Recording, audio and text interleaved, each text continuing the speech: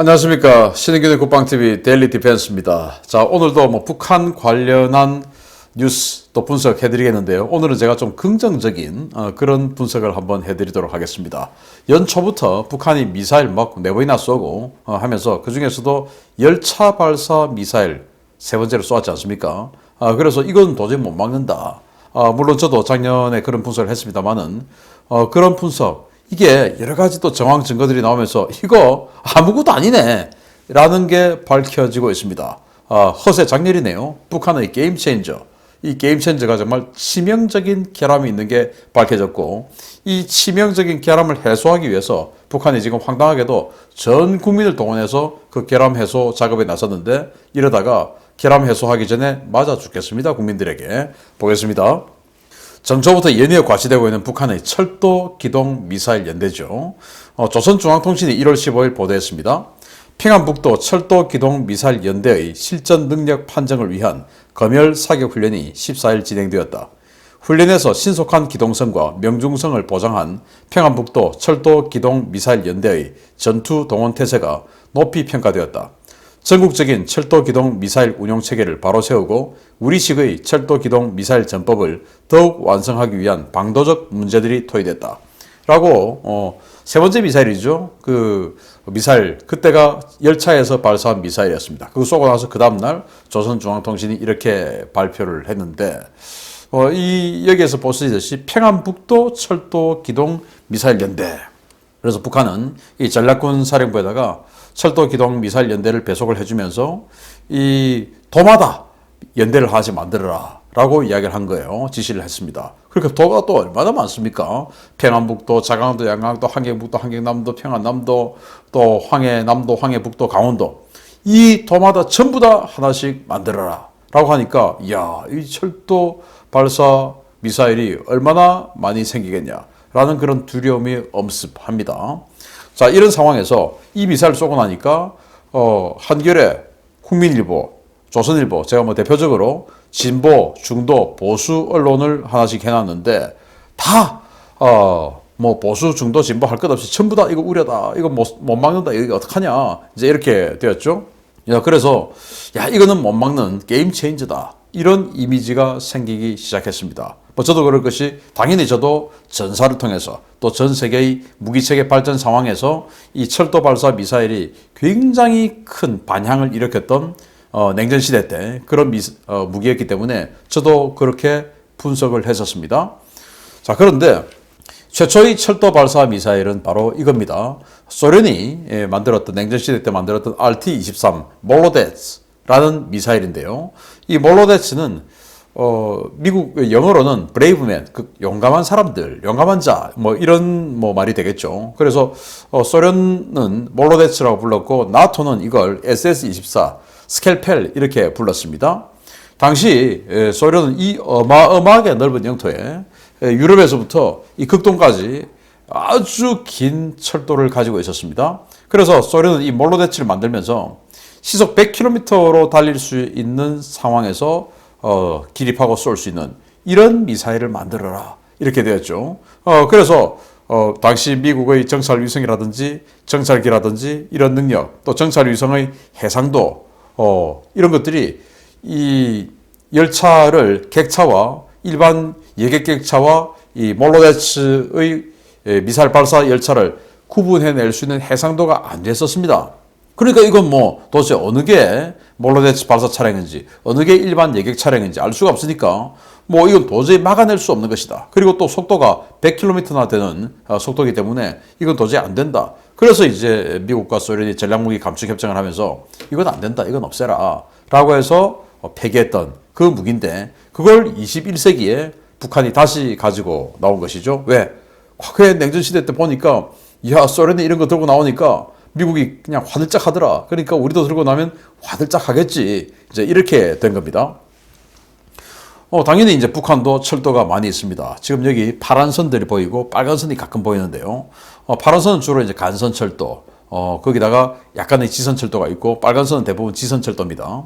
그래서 북한은 총 연장 5,300km의 철도를 가지고 있어요. 그래서 소련의 몰로데츠처럼 열차 기동 발사 미사일을 만들면 미국이 탐지할 수 없겠지라고 생각하고 이걸 만들었던 것으로 봅니다. 자, 그러면은 이 5,300km에 걸쳐 있는 이 열차 도대체 어느 게 진짜 때릴 열차인지 어느 게 예객객차인지 알 수가 없다라고 생각되겠는지 이걸 지금부터 보겠는데요. 자, 평안북도가 미사일 도발 이후에 전국에 선로 보수를 긴급 지시했습니다. 북한이 평안북도 미사일 한번 쏴보니까 이거 큰일 났네 라고 알게 된 겁니다. 1월 21일 데일리 NK가 북한 내부 소식통을 빌어서 인터뷰를 했는데요. 놀라운 이제 비밀이 나옵니다. 1월 17일 총참모부는 각 지역 철도 기동 미사일 부대 평남, 평북, 함북, 함남, 황남, 황북, 강원에 철도, 선로, 로반을 당장 전쟁이 일어나도 끄떡없이 운용할 수 있도록 재정비하라고 지시했다. 이 같은 지시는 지난 1차 즉 함남 양덕에서 2021년 9월 15일 발사에서부터 출발했다. 당시 평소 쓰지 않는 철로인 간선철도에서 시험 발사한 이후에 새 콘크리트 침목으로 교체하는 사업의 필요성이 대두되었다. 이에 따라 작년 11월 새로 편제된 평북 등 각 지역 철도 기동 미사일 부대에서는 동기훈련 이후 관련 작업이 진행되었다. 그러나 2차 발사에서도 유사한 문제점이 드러났고 현장 검열관의 보고서에 총참이 나선 것이다. 총참은 1, 2차 발사처럼 특정한 간선 로반을 이용하지 않고 지역 선로로 기동해도 가능한 토대를 갖추기 위한 사업을 3월 30일까지 완료하라고 못 박았다. 이후 상태를 지속적으로 검열한다는 예고에 현재 발등에 불이 떨어졌다라는 거예요. 그래서 1차 발사했죠. 그리고 2차 발사했습니다. 그런데 이 1차 발사와 2차 발사의 텀은 한 3개월 정도 되는데 이 간선철도에서 뭐 일반적으로 운행하는 이런 철도가 아니고 잘 사용하지 않는 그런 특별한 철도에서 한 겁니다.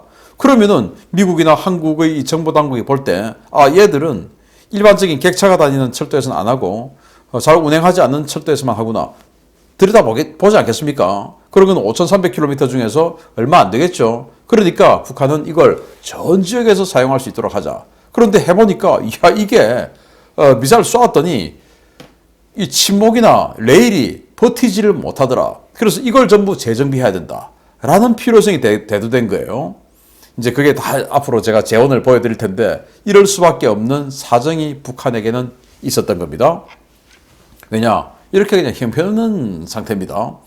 류코크 대학교의 이상철 교수가 NHK와의 인터뷰, 그러니까 북한이 1차 발사를 한 이후에 했는데요. 저거 별거 아니다. 라고 이상철 교수라는 사람은 이야기했는데, 이 사람은 조선족 출신이에요. 한국에 왔다가 다시 지금 일본에 가서 반한, 반중, 반부, 친일 뭐 이런 행보를 보이고 있는 사람이라고 하는데, 아무튼 이 사람이 이렇게 이야기합니다. 북한의 철로 상태를 보면 레일에 볼트 구멍을 잘못 뚫어 놓은 것은 물론 레일과 침목을 체결하는 결속 장치가 제대로 붙어 있지 않고 침목의 여성이 부족하고 심지어 침목 간격도 일정하지 않다. 이런 철로에서는 정상적인 열차 운행이 불가능하다라고 이야기를 합니다. 자, 이게 하나의 레일에 여기는 지금 뭐 구멍이 숭숭숭 뚫려 있습니다.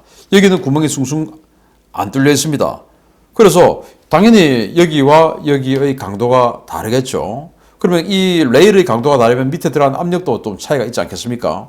그리고 뭐 저는 잘 모르는데 이 철도 전문가들은 여기 지금 이 레일과 침목을 결속해 놓은 이 결속 장치가 굉장히 부실하게 결속이 되어 있다. 그리고 이 결속 장치가 지금 무너진 것 이런 것들이 눈에 보인다라는 것이고 이 자갈이 적게 깔려 가지고 이 뭔가 이 받쳐주는 어떤 그 여성 뭔가 여유 이런 게 너무 부족하다라는 겁니다. 그래서 아주 고중량의 열차가 운행하기에는 부적절한 철도가 바로 북한 철도다. 일단 일제시대 때 만들었던 것을 지금까지 그대로 사용해 오고 있고 1960년대 뭐 한번 뭐 개량을 했겠지만 그 다음부터는 지금 계속 사용하고 있는데 북한 여러분들 아시지 않습니까? 원산에서부터 길주까지 간다. 2박 3일 걸리고 원산에서 평양 온다. 1박 2일 걸리고 시속이 20에서 30km. 그것도 가다가 서다가를 반복하고 서면은 이제 뭐 떡 팔고 뭐 물 팔고 하는 사람들 달려오고 이거 잘 아시지 않습니까? 왜 그러면 그렇게 시속이 20, 30km 밖에 못 가고 가다가 서다를 반복하냐? 전기 사정이 안 좋고 가다가 서다 반복하는 전기 사정이 안 좋고 또 늦게 가는 것은 철로 사정이 안 좋기 때문입니다. 빨리 달리면 파괴돼 버려요. 탈선해 버리고 이탈해 버려요. 무너져 버려요. 이런 상태다라는 겁니다. 그래서 정말 놀라운 사진 한번 보시겠습니다. 이게 작년 9월 15일 1차 발사했던 바로 그 사진인데 이 빨간 차량이 뚜껑 열리면서 이제 미사일이 나옵니다. 이건데요. 여기 철도 한번 보십시오. 여기 철도 확대해 드릴 텐데 한번 보십시오. 각각의 침목이 그냥 제각각으로 간격이 그냥 뭐 어떤 건 많이 벌어져 있고 어떤 건 좁고 뭐 이거 정말 유치원생이 만들어라 해도 이것보다는 간격을 더 잘 맞추겠습니다. 그런데 이런 식으로 지금 만들어 놨어요. 이러니 침목의 간격이 이런 식으로 일정하지 않다 보니까 당연히 레일에 들어가는 하중이나 이 압력이 차이가 나겠죠. 당연히 차이가 납니다. 그러니까 또 밑에 이 바닥에 깔아 있는 자갈이나 이런 것들이 받쳐주는 힘, 두께 이런 것들이 약하다 보니까 이게 뭔가 압력이 확 오면 버틸 재간이 없어지는 겁니다. 그래서 1차 발사 한번 해보니까 야 이거 안 되겠구나. 이거 침목을 콘크리트로 바꾸든지 여하튼 전면적인 철로 개량을 하지 않으면 이거 할 수가 없다. 라는 결론을 내려서 3월 30일까지 다 하라. 라는 지시가 내려진 것이죠.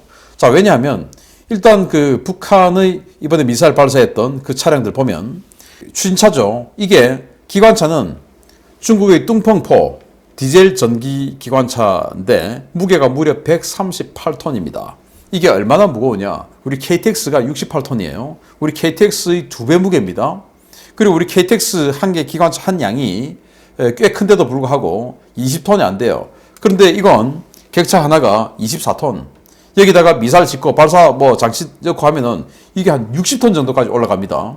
거기다가 로켓을 확 발사를 하죠. 물론 이 포처럼 엄청난 압력을 가지고 솟구치는 게 아니고 로켓은 자체 추진에 의해서 올라가지만 그래도 올라가는 이 순간 압력이 꽤 들어갈 겁니다. 그걸 견뎌내야 되는데 이걸 과연 견딜 수 있냐라는 것이죠. 그래서 이런 어마어마하게 무거운 객차 그리고 기관차 이런 것들을 버틸 수 있냐? 거기다가 로켓이 올라가는 이런 압력까지 견뎌낼 수 있냐? 해보니까 안 되더라 라고 하는 결론을 얻어낸 겁니다.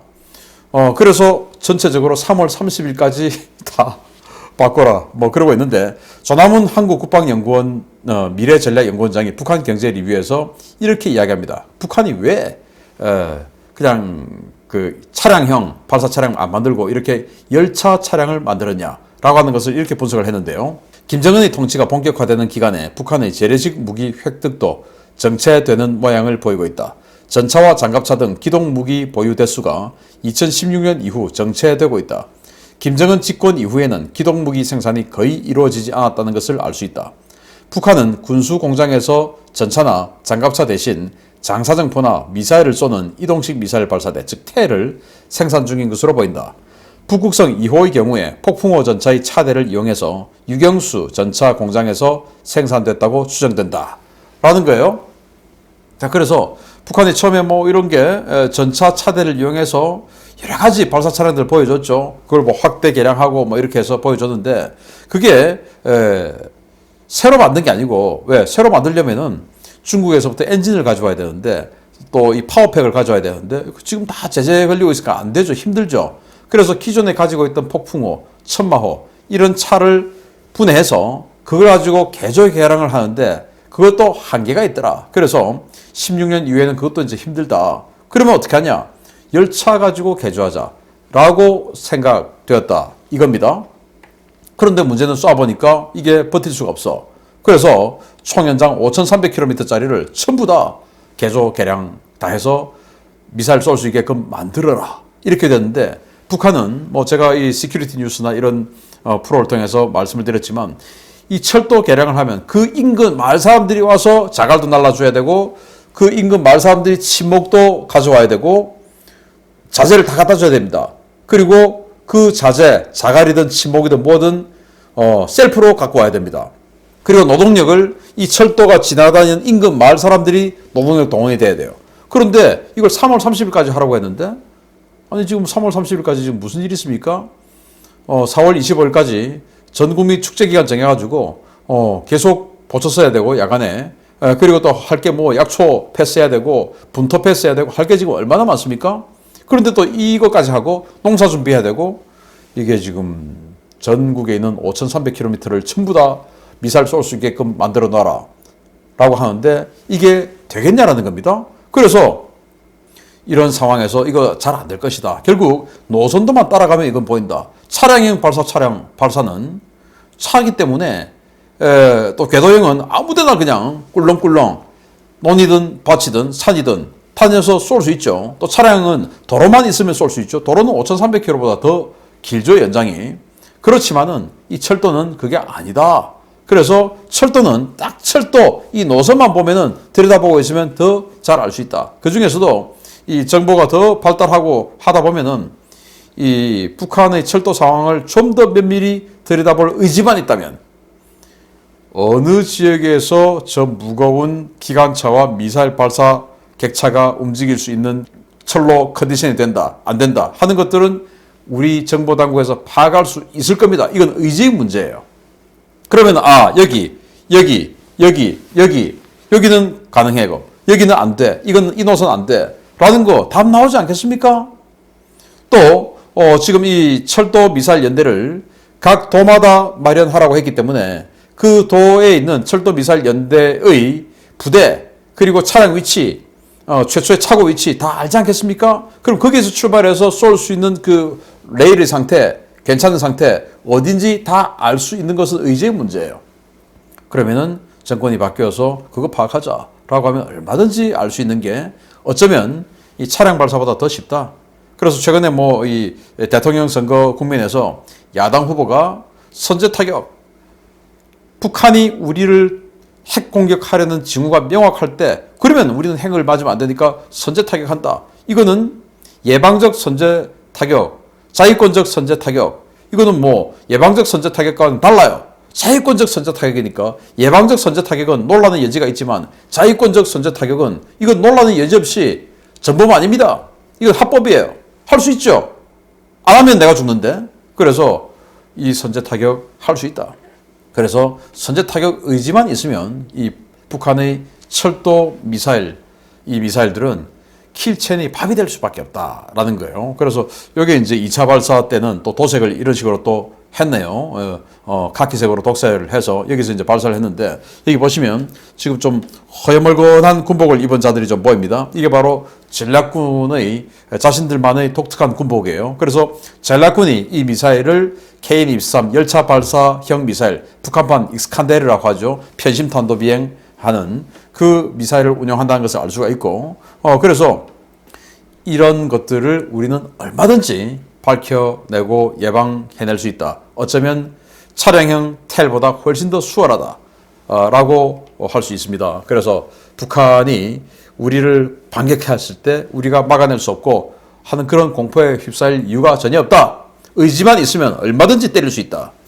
그래서 요즘 뭐 제가 아무리 봐도 미국이 북한에 대해서 군사작전할 가능성이 점점 높아지고 있는데 뭐 이런 부분 때문에 그래가지고 뭐 미사일 쏘면 우리 다 어떡할 거야 라고 지레 겁먹을 필요는 없다라는 말씀을 드리고 제가 계속 미군이 움직이는 동향 또 지금 정세 변화되고 있는 움직임들 알려드리겠습니다. 우리 국방TV 구독해 주십시오. 마치겠습니다. 감사합니다.